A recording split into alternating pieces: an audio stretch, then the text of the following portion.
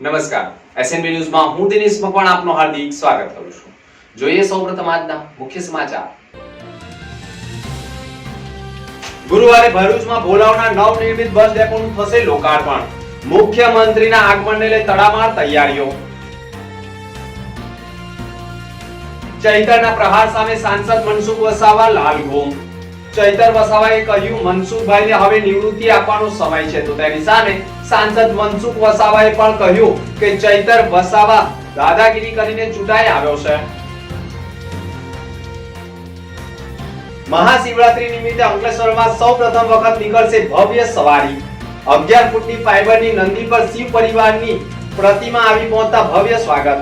અંકલેશ્વરમાં પ્રથમ વખત નીકળશે શિવ પરિવારની ભવ્ય યાત્રા.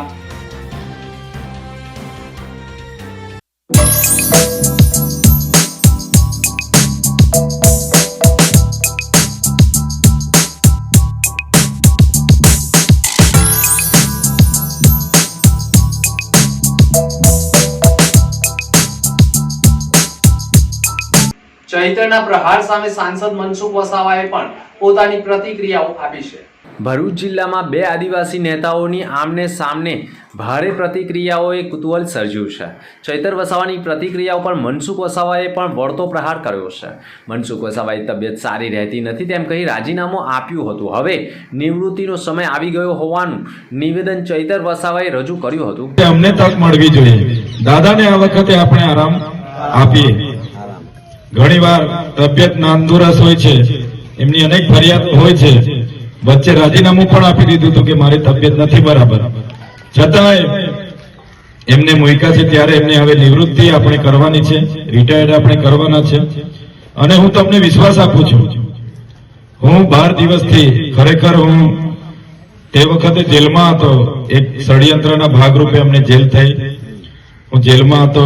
માન્ય કેજરીવાલજી નેત્રંગે એક સભા કરીને મારું નામ જાહેર કર્યું.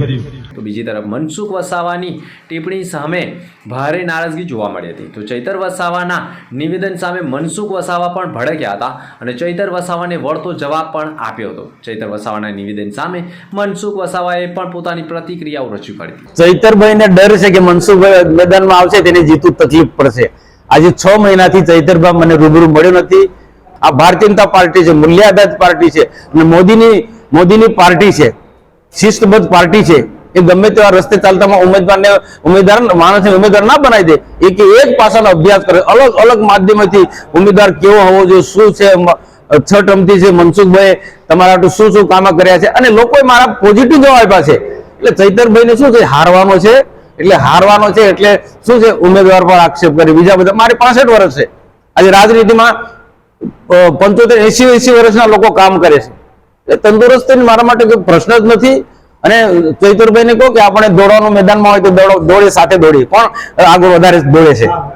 મહાશિવરાત્રી નિમિત્તે અંકલેશ્વરમાં પ્રથમ વખત 11 ફૂટની ફાઈબરની નંદી પર શિવ પરિવાર સાથે નગરચાર્યાએ નીકળનાર છે, જેને લઈને ઉત્સાહ અને ઉમંગ જોવા મળી રહ્યો છે.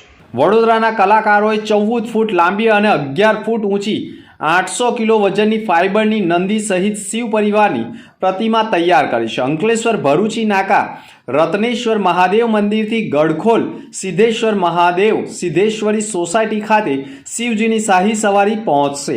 અંકલેશ્વરના ગડખોલના સિદ્ધેશ્વરી યુવા ગ્રુપ 2 દ્વારા સમગ્રનું આયોજન કરવામાં આવ્યું છે. અંકલેશ્વરમાં સૌ પ્રથમ વખત શિવજીની શાહી સવારી 11 ફૂટ ઊંચા નંદી ઉપર શિવ પરિવાર નગરચાર્યાએ નીકળશે. વડોદરાના કલાકારોએ 14 ફૂટ લાંબી અને 13 ફૂટ ઊંચી 800 કિલો વજનની ફાઈબરની નંદી સહિત શિવ પરિવારની મૂર્તિ તૈયાર કરી છે. આગામી સિદ્ધેશ્વરી સોસાયટી ખાતે શિવજીની શાહી સવારી પહોંચનાર છે અને અંકલેશ્વરના ગડખોલના સિદ્ધેશ્વર યુવા ગ્રુપ 2 દ્વારા સમગ્ર કાર્યક્રમનું આયોજન કરાયું છે. આગામી 8 માર્ચ 2024ના રોજ મહાશિવરાત્રી પર્વ અંકલેશ્વર માટે ખાસ બનવાની સાથે ભગવાન શિવના નામ પરથી જ જે નગરનું નામ પડ્યું છે એવા અંકલેશ્વરના ભગવાન શિવ સહપરિવાર નગરચાર્યાએ શિવજીની શાહી સવારી નીકળનાર છે. હાલમાં વડોદરાથી લાવવામાં આવેલી ફાઈબરની પ્રતિમા છે અને દર વર્ષે આ પ્રતિમાને રંગ રોગાણ કરીને ઉપયોગમાં લઈ શકાશે અને તેમાં ખર્ચ પણ ઓછો થશે. આ પ્રતિમાને માત્ર એક જ વાર બનાવવામાં આવે છે અને ખરીદવામાં આવે છે અને તે દર વર્ષે તેને રંગ રોગાણ કરી અવનવા રૂપ આપીને તેનો ઉપયોગ કરવામાં આવે છે, જેના કારણે મહાશિવરાત્રિની શિવ સવારી આ શિવરાત્રિ બાદ આવનાર શિવરાત્રિમાં પણ નીકળનાર છે, પરંતુ શિવજીની ભવ્ય સવારી લોકોમાં આકર્ષણનું કેન્દ્ર બની રહેનાર છે. અંકલેશ્વરની ધર્મપ્રિય જનતાને મારા હર હર મહાદેવ, અમારા એસવાયજી ગ્રુપ તરફથી બધાને હર હર મહાદેવ. અને જે શિવજીની શાહી સવારી જે બરોડામાં નીકળે છે એના પછી સૌ પ્રથમવાર આ બીજી વખત શિવજીની શાહી સવારી અંકલેશ્વરમાં નીકળશે. 11 ફૂટની મૂર્તિ છે. એ બધા અંકલેશ્વરની જનતાને અમે કહીએ છીએ કે બધા શિવજીની શાહી સવારીમાં જોડાવશો. શિવરાત્રીના દિવસે રત્નેશ્વર મહાદેવ મંદિર ભરૂચી નાકા 5 વાગે થી નીકળીને સિદ્ધેશ્વર મહાદેવ મંદિર ત્યાં પહોંચશે. બધાએ દર્શન લેવા વિનંતી. ભરૂચની રાજપૂત છાત્રાલય ખાતે વાગરા વિધાનસભાનું નારી શક્તિ પ્રબંધના કાર્યક્રમનું આયોજન કરાયું હતું. દેશની મહિલા સ્વાવલંબન યોજના એવું પ્રયાસ છે કે મહિલાઓને આત્મનિર્ભર બનાવવાની સહાય આપે છે. ભારત સરકાર હંમેશા નારી શક્તિના ગૌરવ અને મહિલા સશક્તિકરણ માટે અનેકવિધ યોજનાઓ ચલાવી રહી છે. મહિલાઓ આત્મનિર્ભર અને સશક્ત બને તે માટે અનેક યોજનાઓ સ્થાપવામાં આવી છે. ભારત સરકારના મહિલા અને બાળ વિકાસ વિભાગ દ્વારા મહિલા સશક્તિકરણની અનેક યોજનાઓ શરૂ કરવામાં આવી છે, જેમાં દેશના વડાપ્રધાન નરેન્દ્ર મોદી ગુજરાતના વર્ચ્યુઅલ જોડાયા હતા. ગુજરાતભરની 13,000થી વધુ સ્વસહાય જૂથની 1,30,000થી વધુ મહિલાઓએ 250 કરોડથી વધુની સહાય આપી હતી, જે અંતર્ગત વાગરા વિધાનસભામાં આવતા ગામોની મહિલાઓને ધારાસભ્ય અરુણસિંહ રાણાની અધ્યક્ષતામાં રાજપૂત છાત્રાલય ખાતે મહિલા લાભાર્થીઓને યોજનાનો લાભ આપવામાં આવ્યો હતો. આ પ્રસંગે જિલ્લા કલેક્ટર તુષાર સુમેરા, પુરવઠા અધિકારી નૈતિકા પટેલ, વાગરા મામલતદાર દર્શનાબેન પટેલ સહિત અધિકારીઓ હોદ્દેદારો ઉપસ્થિત રહ્યા હતા. દિવસ એટલા માટે જરૂરી છે અને વેદોમાં પણ એટલા માટે આટલું સારું કહેવાયું છે કે પુરુષોને ભગવાને બાહ્ય તાકાત સ્ટ્રેન્થ આપી છે, આ બાહ્ય શક્તિઓ આપી છે, જ્યારે સ્ત્રીઓને આંતરિક શક્તિઓ આપી છે. જ્યારે આટલો સ્ટ્રોંગ, આટલો મજબૂત પુરુષ જ્યારે નાસીપાસ થઈ જાય, ટેન્શનમાં આવી જાય, ત્યારે એની સૌથી મોટી તાકાત એની પત્ની, એની બહેન, એની પુત્રી બને છે. એની મોટામાં મોટી હિંમત એની પત્ની છે, એની પુત્રી છે અને એની બહેન છે. એટલે સ્ત્રીઓને જે આંતરિક શક્તિ આપી છે ને એ પોતાના કુટુંબને જોડી રાખવા માટે. એટલે જ્યારે કોઈ પણ સંજોગોમાં, કોઈ પણ પરિસ્થિતિમાં પોતાના કુટુંબમાં આવી પરિસ્થિતિ આવે ત્યારે આ બહેનો, આ બધી જ બહેનો છે જે પોતાના પરિવારને સાચવી રાખે છે. જે ખરા અર્થમાં સ્ત્રી શક્તિ, જે આપણી જે આખી બેકબોન છે સિસ્ટમની, એના વંદનને લઈને આ એક મેજર ઇવેન્ટ થયો છે અને આપણા આખા જિલ્લામાં 5 જગ્યાએ આ કાર્યક્રમ થઈ ગયો છે. ત્યારે આ અદ્ભુત કાર્યક્રમ માટે હું અહીંયાના અમારી ટીમને અને પદાધિકારીશ્રીઓ તમામને હું અભિનંદન આપું છું. અને આજે આ કાર્યક્રમ થકી આપણે ઘણી વસ્તુઓને યાદ કરવાની છે, ઘણી વસ્તુઓને આપણે જોવાની છે અને ઘણી વસ્તુઓની અંદર આપણે કેટલું ઇન્ટરવેન્શન કરી શકીએ, કેટલું રિઝલ્ટ લાવી શકીએ એના પણ પ્રણ લેવાના છે. બહેનોને, દીકરીઓને ભણવા માટે શાળા પ્રવેશોત્સવ ઉત્સવ રાખીને, કન્યા કેળવણી ઉત્સવ રાખીને જાગૃતિનું કામ જો કોઈ કરાયું હોય તો નરેન્દ્ર મોદીજીએ કરેલું છે.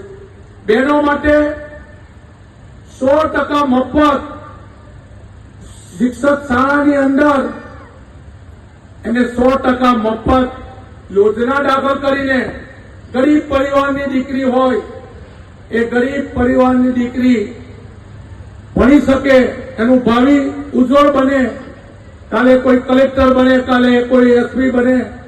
આપણે જોઈ શકીએ કે આજે બહેનોની ભરતીમાં પીએસઆઈ હોય, પીઆઈ હોય, એસપી હોય, કલેક્ટર હોય, મામલતદારશ્રી હોય.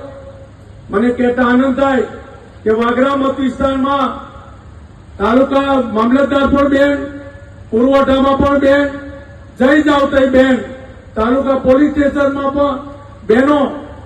આવું ક્યાંય દિવસે બહેનો કોઈ દાડો તમે જોયું તો ખરું? ભરૂચ ભાજપ મધ્યસ્થ કાર્યાલય ખાતે પત્રકાર પરિષદનું આયોજન કરાયું હતું.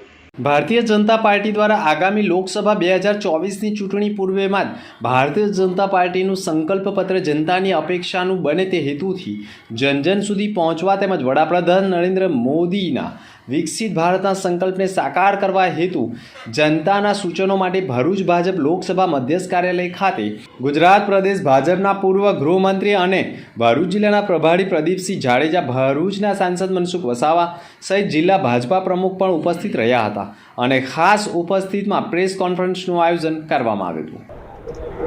સંકલ્પ પત્ર 2024@bjpgujarat.org એના ઉપર સૂચનો આપી શકે છે.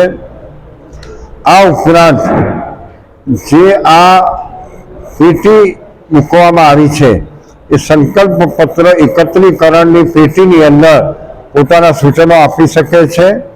નરેન્દ્ર મોદી એપ ઉપર પોતાના સૂચન આપી શકે છે અને આ ઉપરાંત સમગ્ર લોકસભામાં વિકસિત ભારત મોદીની ગેરંટી એ વિડીયો વાહન તમારા ક્ષેત્રની અંદર આવે, તમારા વિસ્તારમાં આવે, એ માધ્યમથી પણ તમે તમારા સૂચનો આપી શકો છો.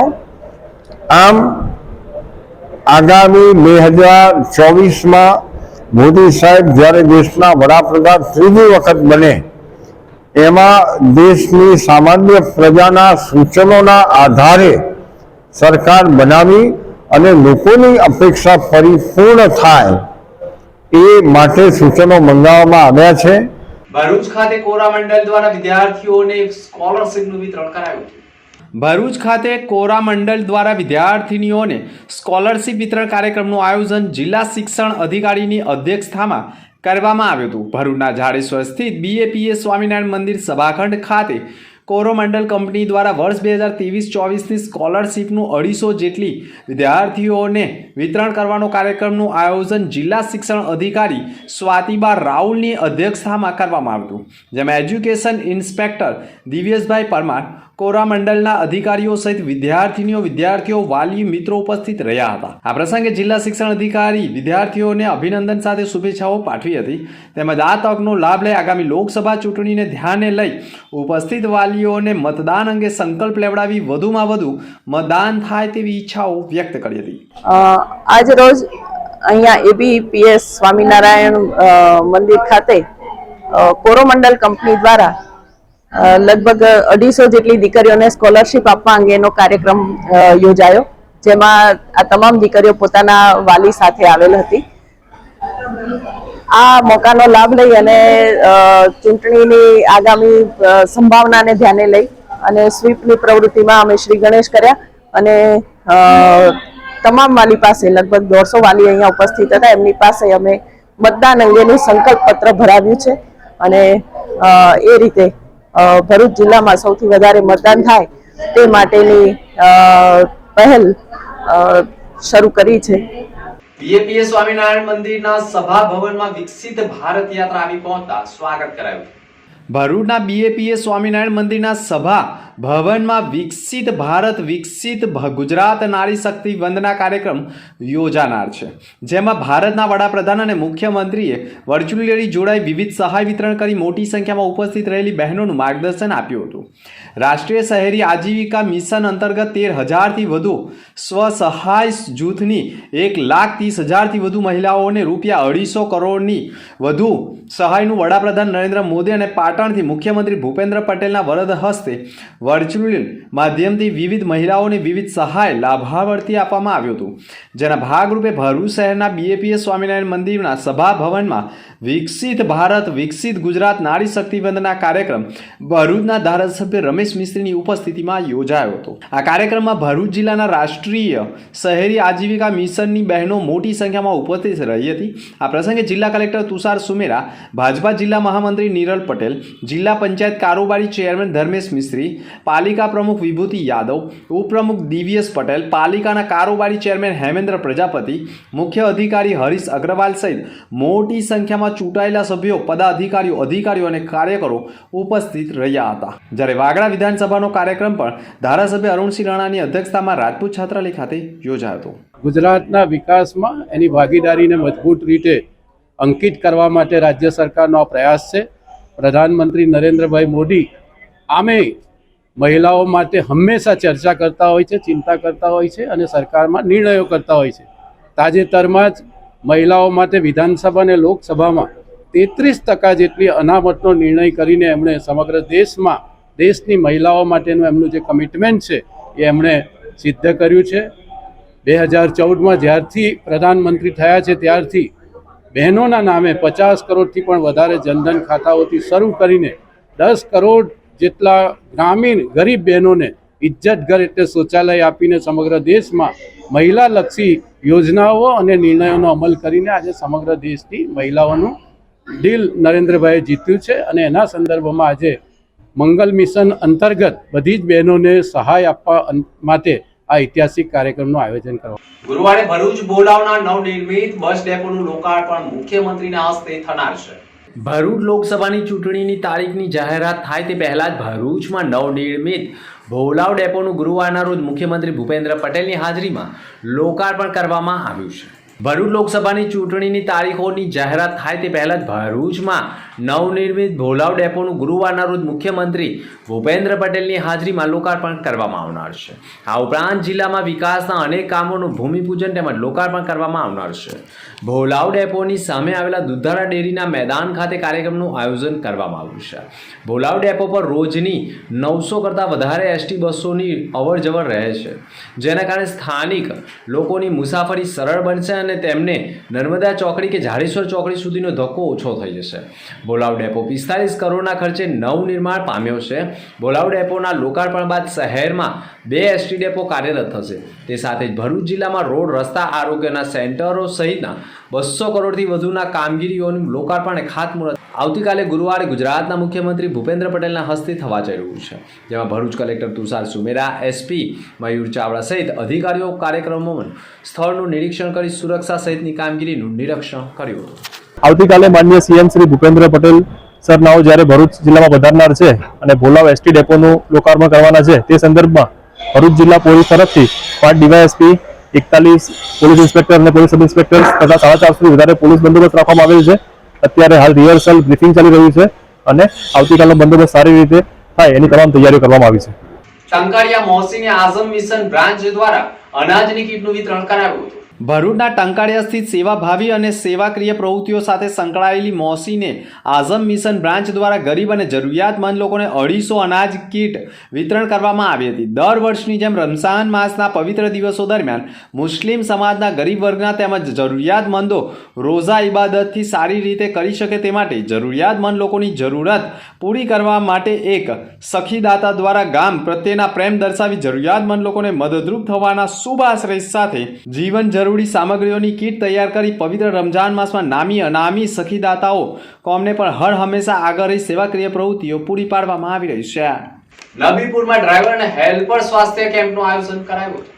ભરૂચ જિલ્લાના નબીપુર સ્થિત નબીપુર સાર્વજનિક હોસ્પિટલ ટ્રસ્ટ દ્વારા ભારત પેટ્રોલિયમના સહયોગથી નેશનલ હાઈવે 48 પર દયાવાન યુપી હોટલ ખરોડ પાનોલી ખાતે ડ્રાઈવર, કંડક્ટર અને હેલ્પરોના સ્વાસ્થ્ય ચેકઅપ કેમ્પનું આયોજન કરાયું હતું, જેમાં નબીપુર હોસ્પિટલનો પણ સમગ્ર સ્ટાફ હાજર હતો. નબીપુર હોસ્પિટલના ડૉક્ટર જીગીસા ચોકસીએ પણ ડ્રાઈવર, કંડક્ટર અને હેલ્પરોના સ્વાસ્થ્યનું નિર્ધારણ કરી યોગ્ય દવાઓ અને માર્ગદર્શન આપ્યું હતું. આ પ્રસંગે નબીપુર હોસ્પિટલના ઓફિસ સ્ટાફ તેમજ ભારત પેટ્રોલિયમના અધિકારીઓ હાજર રહ્યા હતા. આ કેમ્પનો મોટા પ્રમાણમાં લાભાર્થીઓએ લાભ લીધો હતો.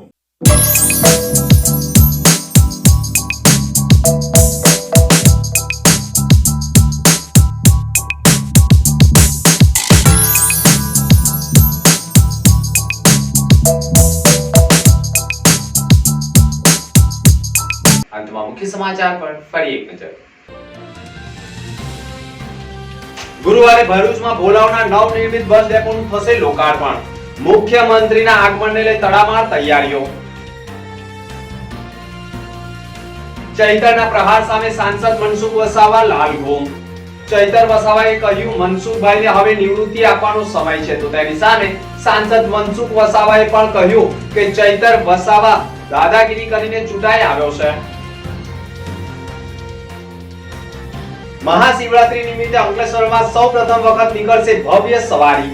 11 ફૂટની ફાઈબરની નંદી પર શિવ પરિવારની પ્રતિમા આવી પહોંચતા ભવ્ય સ્વાગત. અંકલેશ્વરમાં પ્રથમ વખત નીકળશે શિવ પરિવારની ભવ્ય યાત્રા. તો આ હતા ત્યાર સુધીના સમાચાર. નવા સમાચાર સાથે ફરી મળીશું. નમસ્કાર.